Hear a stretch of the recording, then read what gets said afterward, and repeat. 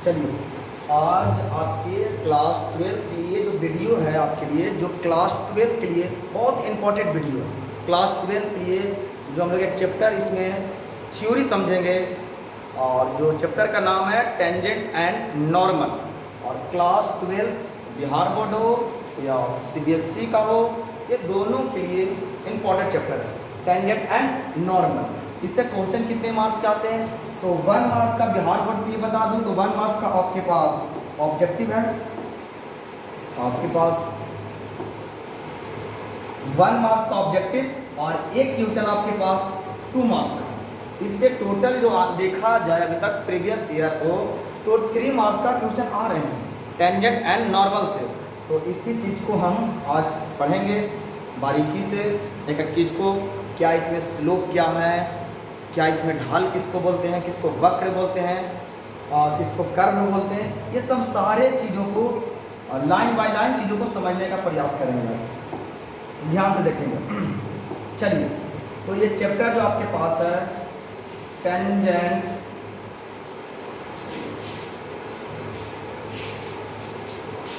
And normal, इसको विस्तार से देखने का, समझने का प्रयास करेंगे। टेंजेंट एंड नॉर्मल बहुत इंपॉर्टेंट चैप्टर है, क्लास 12 के लिए इंपॉर्टेंट चैप्टर है टेंजेंट एंड नॉर्मल। तो चीज़ों को जो भी है थ्योरी, उस थ्योरी का हम लोग समझने का प्रयास करेंगे। जैसे देख लिया जाए, बात को समझिएगा, ये आपके पास कोई कर्व है जिसको हम लोग हिंदी में बोलते हैं वक्र। ये हमारे पास कोई एक कर्व है, क्या है? कर्व, जिसको हम लोग हिंदी में बोलते हैं वक्र। बोलिएगा सर, आपके सवालों आ रहे होंगे मन में कि सर कर्व ऐसा भी होता है? तो मेरे भाई, आप ऐसा भी कर्व बना सकते हैं, कोई दिक्कत नहीं है। आप ऐसा भी बना सकते हैं, ये पर कर्व है, कोई दिक्कत नहीं है। चलिए, तो ये अभी चीज़ों को हम लोग इसको एक कर्व मान लेते हैं, और इसी कर्व का इक्वेशन दिया है। इस कर्व का इक्वेशन आपके पास दिया गया है, इस कर्व का इक्वेशन दिया गया, जैसे y = ax, इस कर्व का इक्वेशन दिया गया है। कुछ भी इक्वेशन हो सकता है सर, fx है, आपके पास इक्वेशन बहुत सारा ऐसे भी हो सकते हैं, x² + 2x + 3। इक्वेशन आपके पास इस चीज़ों को हम लेट किए हैं, माने हैं, जो y = fx कोई इक्वेशन है। आपके पास इक्वेशन और भी बहुत सारा हो सकता है, उसमें कोई दिक्कत वाली बात नहीं है। इस चीज़ों को हम सिर्फ इंडिकेट किए कि y = जो fx है, इस कर्व का इक्वेशन है, इस कर्व का इक्वेशन है। तो ऐसा नहीं मान लेना सर कि सर fx ही इक्वेशन होंगे, नहीं, ऐसा नहीं। चीज़ों को आप जो दिया रहेगा वो वक्र का वो इक्वेशन लाएंगे, y = fx हम चीज़ों को लेट किए हैं।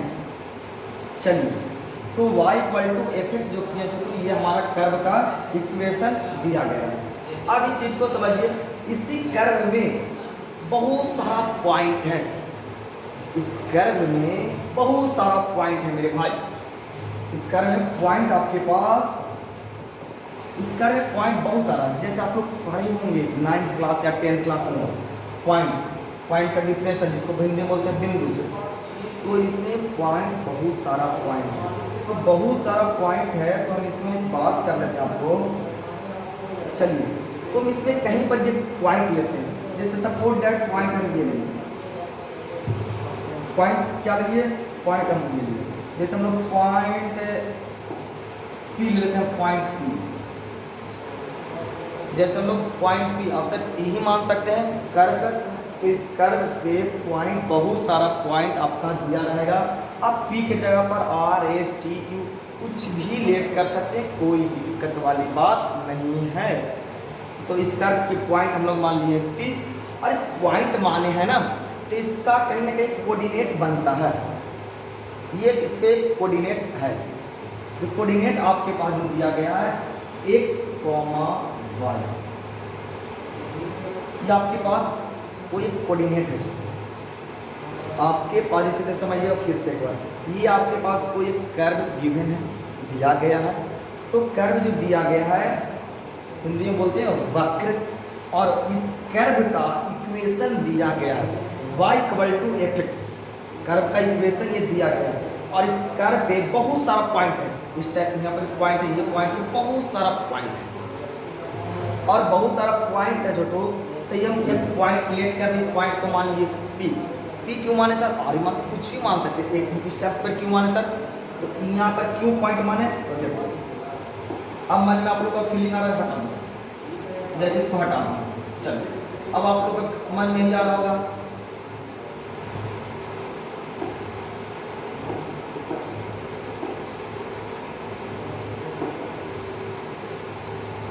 अब मन में आ रहा है सर पॉइंट वो जाता है मान लीजिए, अब इस यहाँ पर पॉइंट मान लीजिए, कोई बात मानते हैं।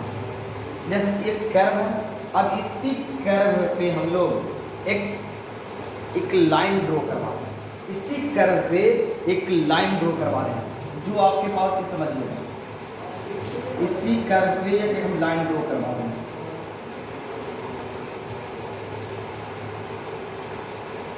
इसी कर्व पे हम एक लाइन ड्रॉ करवा देंगे, इसी कर्व पे हम लाइन ड्रॉ करवा दिए जो टेंजेंट है, इसको हम लोग टेंजेंट बोलते हैं। अब ये देखिए यहाँ पर ये टच किया है, जैसे ये टच किया आपके पास, ये टच किया है, ये पॉइंट आपके पास टच किया है, तो ये जो पॉइंट टच किया तो ये जो हमारा जो लाइन ड्रॉ करवाए हैं इस कर्व पे, बात पहले थ्योरी समझना, इस कर्व पे एक हम लाइन जो ड्रॉ करवाए हैं, जो लाइन ड्रॉ करवाए ये पॉइंट यहाँ पर कट किया इस कर्व पे, इस पॉइंट को हम लोग, इसी पॉइंट को हम लोग लेट कर मान लिए छोटो, क्या मान लिए? P मान लिए, इसी P मान लिए, अब कुछ भी मान सकते हैं PST, इसमें कोई दिक्कत कोई डाउट नहीं है। अब इस पॉइंट माने हैं तो इस पॉइंट पर कुछ ना कुछ कोऑर्डिनेट बनेंगे, तो जो कोऑर्डिनेट हम लोग मान लीजिए तो x, y, पहले थ्योरी समझेंगे। इस कर्व का पॉइंट हम लोग मान लिए P और इसका एक कोऑर्डिनेट हो गया x, y। चलिए अब जब आपके पास, और ये आपके पास टेंजेंट है, ये क्या है? टेंजेंट है, ये टेंजेंट है, चलिए और ये टेंजेंट है। अब इसी पे, इसी टेंजेंट पे, इसी टेंजेंट पे या इसी कर्व पे ये जो ड्रॉ किया हुआ है ये हमारा टेंजेंट हो गया। अब इसी लाइन पे, इसी पॉइंट पे छोटू एक लाइन और हम ड्रॉ करवा रहे हैं, एक लाइन और, जैसे देखिए एक लाइन और ड्रॉ करवा रहे हैं। ये क्या कर रहा है छोटू? ये जो लाइन एक दूसरे पर जो आया छोटू, ये एक नॉर्मल है जो एक परपेंडिकुलर भी कर सकते हैं। आपको पता होना चाहिए कि ये दोनों एक दूसरे पर परपेंडिकुलर है, एक दूसरे पर ये परपेंडिकुलर है और ये जो आया छोटू ये नॉर्मल है हमारा, नॉर्मल। बात को पहले समझिए, ये थ्योरी यहाँ तक समझ में आया? क्या समझ में आया? कोई कर्व आपके पास दिया रहेगा, ये कोई कर्व दिया रहेगा, इसी कर्व पर एक हम लाइन ड्रॉ करवा रहे हैं, जो हमारा ये जो लाइन ड्रॉ करवा रहे हैं वो हमारा टेंजेंट कहला रहा है, और ये जो पॉइंट जिस पे कट किया था उस पॉइंट को P मान लिए, आप कुछ भी मान सकते हो, उसमें कोई दिक्कत वाली बात नहीं है। और इसको हम कोऑर्डिनेट मान लिए x, y। अब इस कोऑर्डिनेट मान लिए और ये जो एक लाइन, इसी पॉइंट पर एक लाइन हम ड्रॉ करवाए जिसको हम मान रहे हैं नॉर्मल। अब ये नॉर्मल मान रहे हैं, ये नॉर्मल क्या होता है? ये लाइन और ये लाइन एक दूसरे आपस में, ये आपस में परपेंडिकुलर होते हैं, परपेंडिकुलर। जब परपेंडिकुलर होंगे और एक स्ट्रेट लाइन भी होते हैं, याद रखिएगा कि ये दोनों आपस में एक स्ट्रेट लाइन, ऑब्जेक्टिव आ सकता है, बोलेगा कि क्या नॉर्मल और टेंजेंट क्या आपस में ये स्ट्रेट लाइन होते हैं? तो हाँ, ये एक स्ट्रेट लाइन भी होते हैं। स्ट्रेट लाइन है तब तो ही 90 डिग्री बनता, तब तक परपेंडिकुलर ही बता रहे हैं, तो ऐसा कैसे बता सकते थे? तो जब ये स्ट्रेट लाइन है तो इसका हम लोग स्लोप भी निकाल सकते हैं और पॉइंट दिया रहेगा तो हम लोग इक्वेशन भी याद कर सकते हैं। ये चीज़ को याद रखिएगा, जब आपके पास जब स्ट्रेट लाइन है तो इसका हम लोग कर्व स्लोप भी निकाल सकते हैं और इक्वेशन भी हम लोग याद कर सकते हैं। कब? जब स्ट्रेट लाइन है तब। देखिएगा, तो सबसे पहली बात हम लोग स्लोप निकालना सीखते हैं। स्लोप निकलता कैसे, स्लोप होता क्या है, ये चीज़ों को हम लोग विस्तार से समझते हैं। तो सबसे पहली बात हम लोग स्लोप निकालते हैं तो टेंजेंट का स्लोप निकलता है। आप नॉर्मल का भी स्लोप निकालेंगे तो आपको टेंजेंट निकालना पड़ेगा, टेंजेंट का स्लोप निकालना पड़ेगा, तब आप नॉर्मल का स्लोप निकालेंगे। देखिए ध्यान से, नहीं तो फिर डायरेक्ट निकालने के लिए आपको सिखाएंगे, तो भी सिखाएंगे। जब टेंजेंट का स्लोप देखिए कैसे होता है। तो इस टेंजेंट का स्लोप निकालना है तो कैसे होगा, जब टेंजेंट का स्लोप निकालना रहेगा ना तो कर्व का इक्वेशन दिया रहेगा, कर्व का इक्वेशन आपके पास, ये वक्र का इक्वेशन दिया रहेगा। इसी वक्र का इक्वेशन का आप डिफ्रेंशिएशन कर दीजिए, इसी वक्र का आप dy बाई dx निकाल लीजिए और वो स्लोप होगा। और जिस पॉइंट पे बोला एट उस पॉइंट को पुट करिए और पुट करने के बाद वो जो आएगा स्लोप ऑफ टेंजेंट का है। क्या समझे, जैसे देखिए अपनी कागज का प्रश्न, जैसे आपके पास ये गिवन दिया गया है, आपके पास गिवन दिया, गिवन क्या दिया है, इक्वेशन ऑफ कर्व। गिवन का आपके पास क्या है, equation of curve, equation of curve given में दिया है।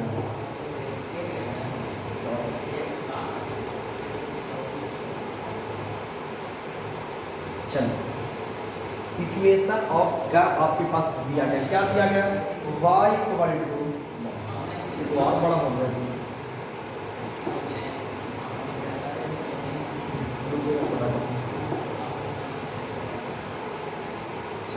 आपके पास क्या दिया गया है, तो y इक्वल टू fx। इस कर्व का इक्वेशन गिवन है आपके पास, इस कर्व का इक्वेशन आपके पास गिवन है, y इक्वल टू fx। अब इस कर्व का हम लोग क्या निकाल रहे हैं, पहले इसी को स्लोप निकाल रहे हैं, स्लोप। तो स्लोप कैसे, तो आपके पास जो गिवन दिया गया, जो भी कर्व का इक्वेशन दिया रहता है, इस कर्व का इक्वेशन दिया y इक्वल टू fx। अब इस कर्व का इक्वेशन क्या करते हैं, हम लोग डिफरेंशिएशन करते हैं। सबसे पहली बार डिफरेंशिएशन करते हैं, तो differentiation both side WRTX।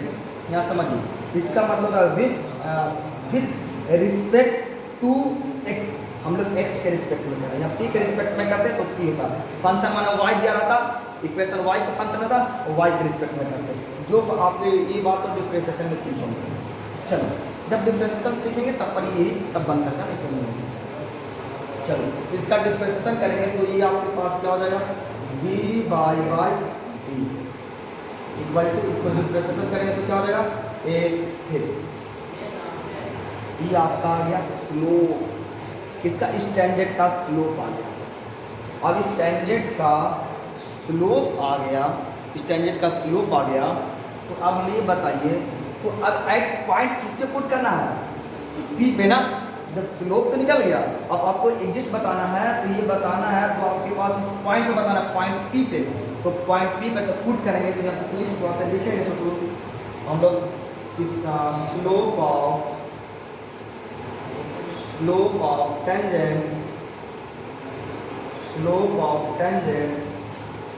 Eight point p x coordinate y। ये slope of tangent at point p x, y, मैंने p पे हम लोग पुट कर रहे हैं। तो क्या पुट करना है, तो देखिए dy बाई dx। अब यह तो आप लोग ऐसे भी लिख सकते हैं, x, y। ये वाला बात लिखिए, ये जो लाइन लिखी, ये वाला लाइन लिखे या ये लिखिए, बात दोनों लिखिए, इसमें कोई दिक्कत नहीं, दोनों से एक ही चीज़ लिखिए। तो क्या करना है, fx का f का, और यहाँ पर ये x पुट करना है ना, ये वाला जो x कोऑर्डिनेट है, ये x कोऑर्डिनेट ये यहाँ पर पुट करनी है, तो क्या हो जाएगा x। तो हम लोग को क्या आ जाएगा, तो स्लोप ऑफ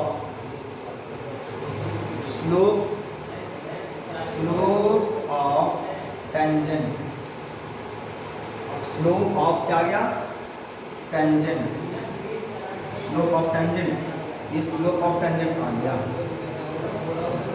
चलो हम लोग सीखे, हम लोग यहाँ पर ये सीखे कि ये जो आया स्लोप ऑफ टेंजेंट आता कैसे है, ये बात को आप समझे। क्या हम समझाया आपको, तो कर्व का इक्वेशन दिया रहेगा, ये कर्व का इक्वेशन दिया रहा, कुछ भी रहे, उससे कोई फर्क नहीं पड़ता। आप सिर्फ थ्योरी सीखे, बनाने के सीखे होता कैसा है। तो कर्व का इक्वेशन दिया गया है, इसी कर्व के इक्वेशन पे आपके पास और कर्व का इक्वेशन को आप डिफ्रेंशिएशन कर दीजिए। जो कर्व का इक्वेशन दिया है उसका कर्व का इक्वेशन का डिफ्रेंशिएशन कर दीजिए और उसके बाद जो जिस पॉइंट पर बोलेगा उस पॉइंट उस पे पुट कर दीजिए और स्लोप ऑफ टेंजेंट आ जाएगा। अब आगे देखिए, अब आगे क्या होता है उस चीज़ को समझाइए। इसको थोड़ा सा हम लोग इरेज करते हैं, तो स्क्रीनशॉट लेना चाहते हैं तो ले सकते हैं। अब इसको हम लोग इरेज करते हैं, थोड़ा सा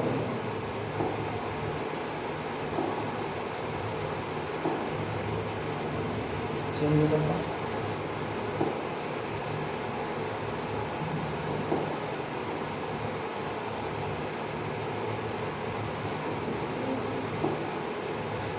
पेज को चेंज करना है।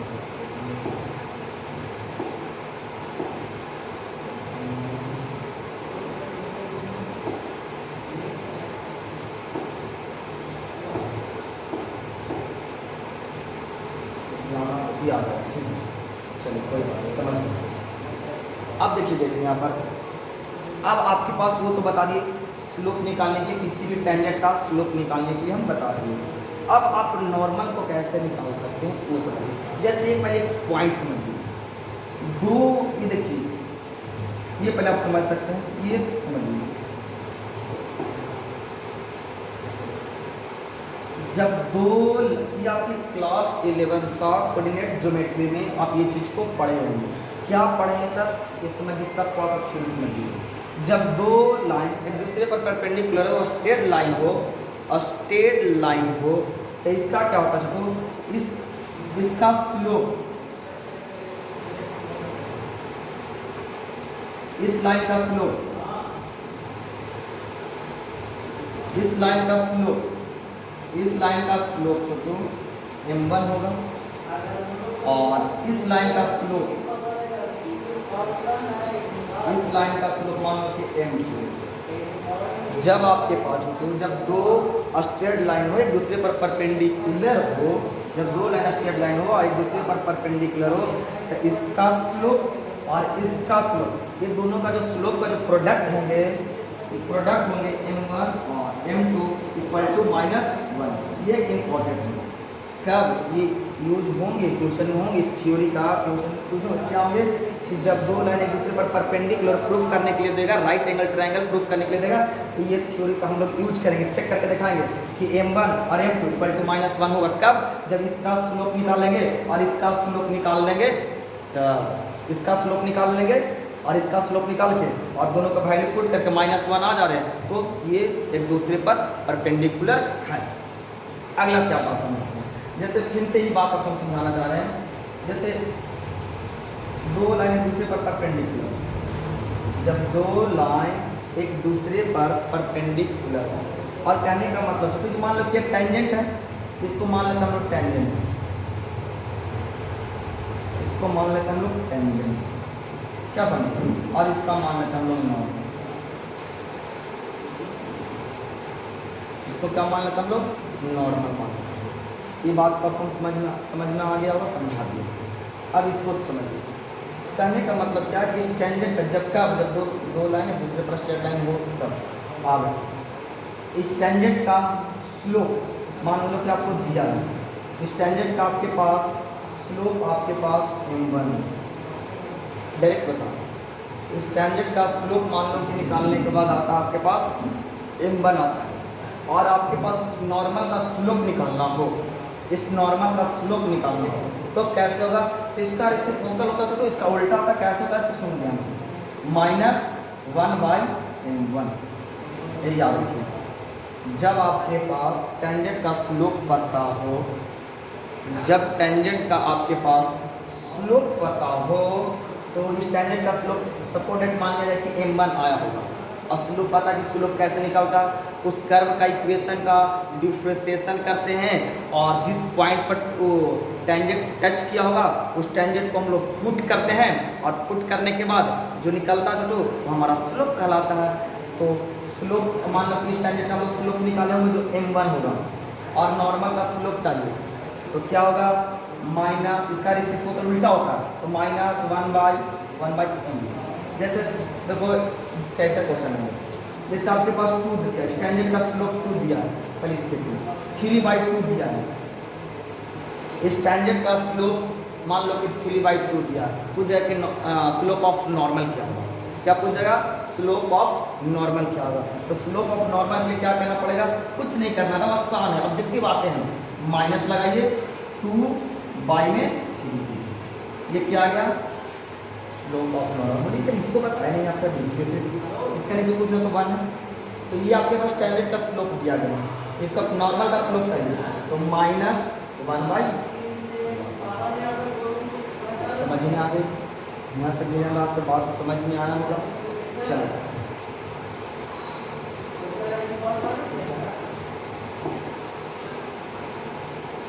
ये बात समझ में आ गया, तो आप स्टैंडर्ड दिया रहेगा तो उसका नॉर्मल का स्लोप कैसे निकालना है, चलो आगे देखने को पड़ेगा। तो आगे देखो यहाँ पर तो आप लिख सकते हैं,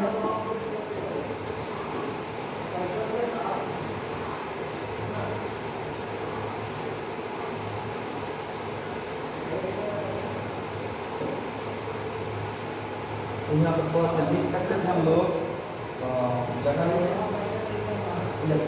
बात ये तो पहला थ्योरी हम लोग सीखे, पहला थ्योरी सीखे, दूसरा थ्योरी हम लोग क्या सीखेंगे, यहाँ पर थोड़ा सा देखेंगे, इसी में लिख देते सही है, slope of normal, slope of जो नॉर्मल आया था तो 1/, आपको सिखाया स्लोप ऑफ जो नॉर्मल आ गया तो यहीं पर लिख स्लोप ऑफ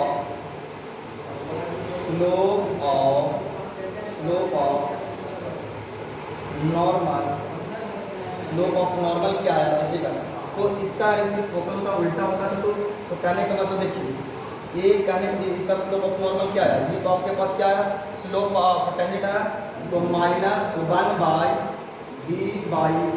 -1/d/dx किस पॉइंट पर x, y, ये आपके पास क्या आ गया स्लोप ऑफ नॉर्मल। क्या है मेरे पास स्लोप ऑफ नॉर्मल, आपको बताए थे कि जो टेंजेंट का जो स्लोप आएगा उसका रेसिप्रोकल होगा, माने उल्टा होगा। ये स्लोप ऑफ ये सेकंड जो थ्योरी सिखाया आपको, सेकंड थ्योरी सिखाया स्लोप ऑफ ये नॉर्मल और ये स्लोप ऑफ टेंजेंट। आगे देखिए,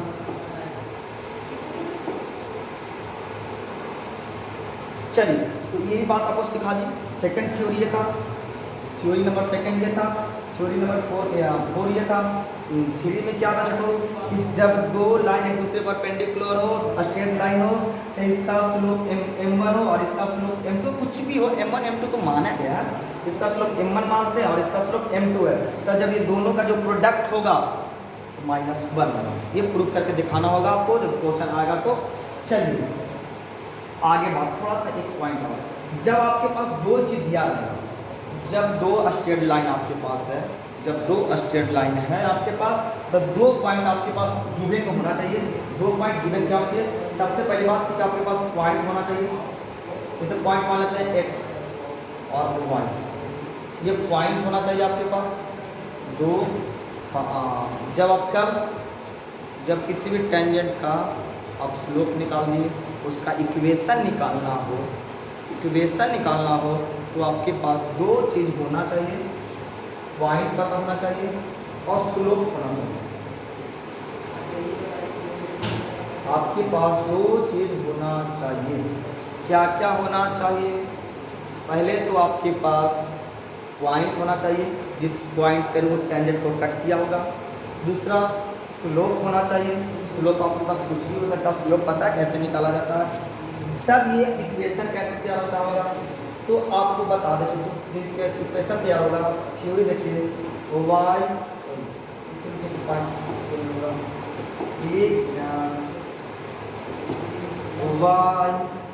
माइनस y1 इक्वल टू, और इस यहाँ पर स्लोप देंगे, स्लोप जो भी होगा और x माइनस x1, ये क्या हो गया इक्वेशन आया किसी भी टेंजेंट का, क्या गया किसी टेंजेंट ऑफ इक्वेशन, क्या इक्वेशन ऑफ टेंजेंट आ गया, इक्वेशन ऑफ ये टेंजेंट आ गया। ये इक्वेशन ऑफ टेंजेंट आ गया। ये थ्योरी याद रखिएगा कब, जब आपके पास टेंजेंट का पॉइंट दिया रहेगा, उस पॉइंट दिया रहेगा, उसका स्लोप दिया रहेगा और इक्वेशन निकालने के लिए वो रहेगा, तो ये थ्योरी का यूज करेंगे y माइनस y1 और इक्वल टू ये स्लोप है m1 और x माइनस x1 ये होगा। और इसी का अब माना कि टेंजेंट का इक्वेशन निकाले ना, आपके पास बोल देगा कि आपके पास नॉर्मल का इक्वेशन क्या होगा, तो कुछ करना नहीं है, जो स्लोप आया होगा नॉर्मल का, जैसे इसमें स्लोप क्या होगा -1 ये आया -1/m1 आया,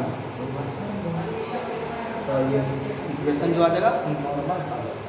चलिए हम आशा करते हैं कि यहाँ तक आपको समझ में आया होगा। और एक पॉइंट ऑफ समझने के लिए आप क्या करें, वीडियो को आराम से चीज़ों को पूरी वीडियो को देखेंगे ध्यान से, तब चीज़ों को समझ में आएंगे।